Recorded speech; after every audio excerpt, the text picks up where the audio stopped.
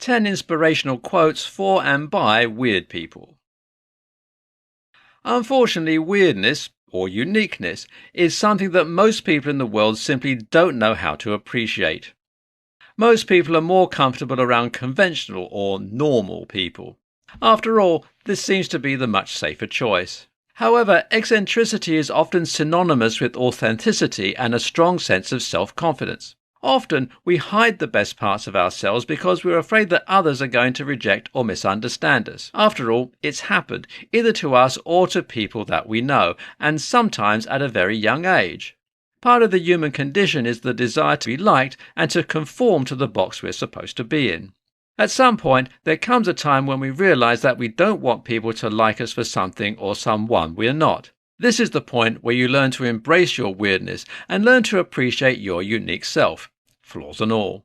In this presentation, we'll provide you with 10 inspiration quotes for and by weird people that will encourage you to be yourself, no matter how weird you may seem to others. In nature, nothing is perfect.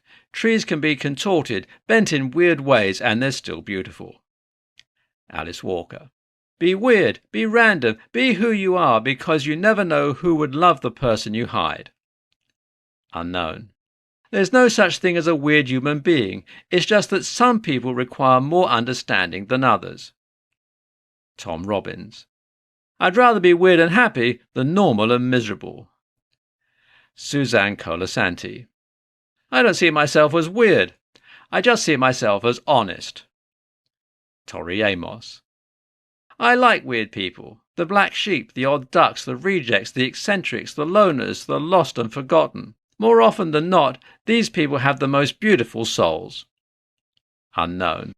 I am convinced that the only people worthy of consideration in this world are the unusual ones, for the common folks are like the leaves of a tree and live and die unnoticed. L. Frank Baum.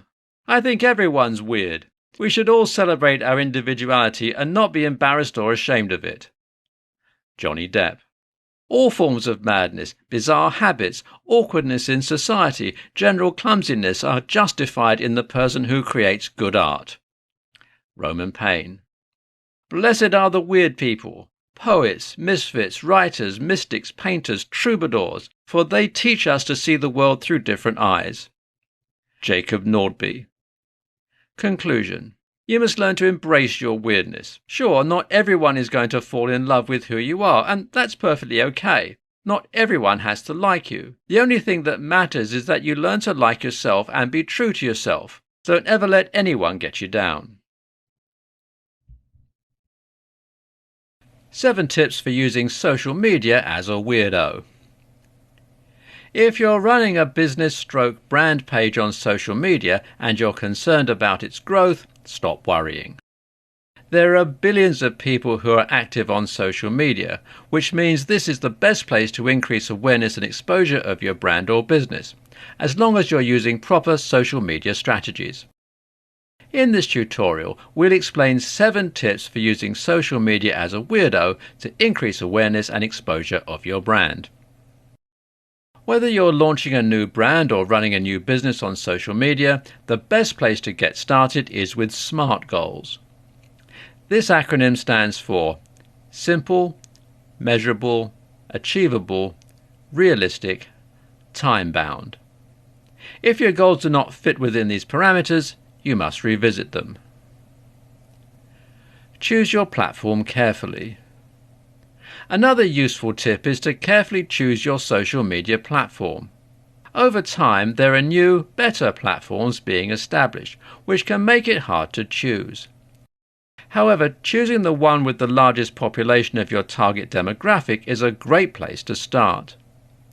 This will help you increase your follower account on other platforms. Know about target demographic and take appropriate steps. Once you've set your SMART goals and you've chosen your platform, you want to consider your target demographic and get all the information you can about them. This is who will determine whether your brand or business is successful. Pay close attention to the posts that they engage with and the content they're interested in, as well as the platform where they are most active. This will help you find out a lot so that you can create more engaging content and therefore increase your visitor and follower count.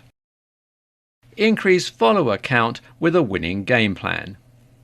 Research has proven that when you create/follow strategies for your social media platforms, you're more likely to be successful than those that do not.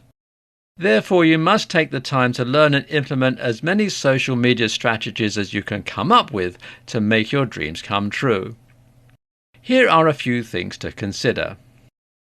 Highlight upcoming events/festivals. Create custom hashtags for your posts. Follow a theme and make it interesting for your audience. Make sure your audience is engaged on your campaigns, trends, and features. Utilize helpful tools on social media platforms. One of the ways you can grow on social media platforms is to use the tools that are available to you. As mentioned previously, pay attention to the actions and behaviors of your target audience. Of course, it's not always feasible to stay up all night to wait until your followers are online. Therefore, use a contact scheduler so that your content can be posted at the time you choose without you having to lose sleep. Use the storytelling method. Research has shown that one of the most effective ways to spur people to act on something is through storytelling. People believe in stories/experiences that are packed with emotion, which will increase your brand awareness, which also makes your brand grow. Additionally, storytelling builds an emotional attachment, which helps your audience relate to your stories. Implement emote icons. Emote icons are a great way to increase engagement on your content and deliver the appropriate meaning to your audience. People are able to understand the tone, direction, and nature of your content. In the world of social media, plain text looks boring. Conclusion. These tips may seem a bit on the simple side, but they are highly effective for helping you learn to use social media as a weirdo. Sure, you'll have to put some time and effort into them, but there's nothing in the world that comes easy. The results that you achieve will be completely worth it in the long run. 5 ways to stop looking for approval from other people. We all seek validation and approval from others. It's part of the human condition. This is perfectly acceptable to do occasionally. However, at some point it becomes habit, and this is when it's time to take a step back and realize that you don't have to have the approval of others to feel good about yourself and your achievements. In this tutorial, we're going to explain 5 ways that you can stop looking for approval from other people. Why do we seek approval? The truth is, confidence comes from validation. If we don't trust ourselves, we turn to others to find that approval. We trust the opinion of others more than we trust our own. We believe their opinion of us holds greater validity because we don't believe in ourselves or our own perspective. However, there is some good news. You can turn this around and learn to build stronger trust/confidence in yourself. 5 ways to stop seeking the approval of others. The good news is it's possible to flip the script and learn to build stronger trust and confidence in ourselves. These 5 tips will help. Replace your inner critic. According to the experts, we are our own worst critic. When we're critical with ourselves, it undermines our confidence. Therefore, when you have these critical thoughts, try to catch them, either by meditating or journaling, and pay attention to how they make you feel. Acknowledge them, but counter them by reminding yourself that you are valuable and capable. Invite nice people into your circle. When you're surrounded by people that don't have your back, we begin to crave validation. People who judge you or ignore your text messages leave you feeling insecure and craving approval. Therefore, you need at least one person in your circle that will hype you up. This can be a friend or mentor or someone that inspires you in some way. You need to hear these voices that remind you that you are important to the world. Check your beliefs. While it's perfectly acceptable to collaborate with others, you don't want to be persuaded by what they say because you may not believe in your own voice. When you check the accuracy of your belief, you realize that your story isn't stable, and you'll consider others' beliefs. Don't forget to practice. When you're not 100% proficient at something, you feel the need to check with others to make sure you're doing it right. While there's absolutely nothing wrong with checking in with others, the best way to improve your own confidence is by practicing it yourself because, after all, confidence comes with competence. The more you practice, the greater your confidence, and the less likely you are to look for approval from others. Try to understand why you seek approval. When you understand why it is that you're seeking approval, it's easier to overcome this behavior. Before you reach out to others for approval, ask yourself why you don't trust your own opinion on the matter. You may find that you're seeking approval because you're unsure about something, or maybe it's because you want someone else to like or accept you. Conclusion. Seeking out the approval of others is part of the human condition. We all do it, at least from time to time. There are several reasons why we might be doing this, the primary one being that we don't have the confidence in ourselves. However, with these 5 tips, you can learn to stop trying to look for approval from others and live your best life. Weird people lead people. One of the biggest things that leaders struggle with is learning to embrace their weirdness. But if you don't learn how to do this, you're going to miss out on one of the easiest ways to strengthen your team and create a wonderful company culture. When you're trying to build weirdness into your team, the ultimate goal is to develop a company that's 100% authentic. When you are a leader, there are many benefits of letting your weirdness show around your employees. In this presentation, we'll explain some of the benefits of weird people leading people. 3 benefits of being a weird leader. Many people believe that as a leader, they have to display professionalism at all times. But the truth is, it's perfectly acceptable and even encouraged to be weird. Here are 3 benefits.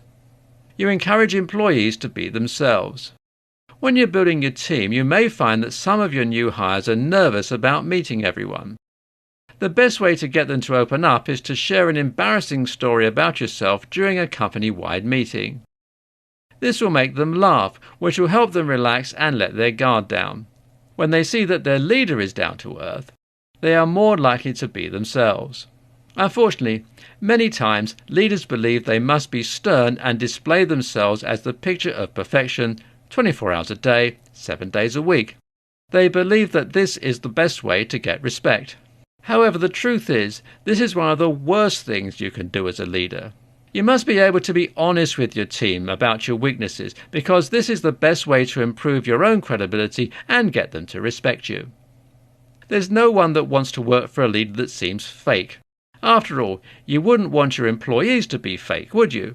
If you embrace your weirdness and start being open about it around your employees, they will too. Before you know it, everyone will be acting like themselves and the office environment will be much more fun.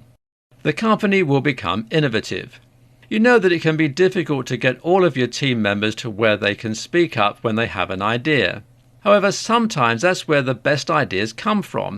And if you, as the leader, will start to voice some unconventional ideas in company meetings, you may find that everyone else will start to chime in with their own ideas.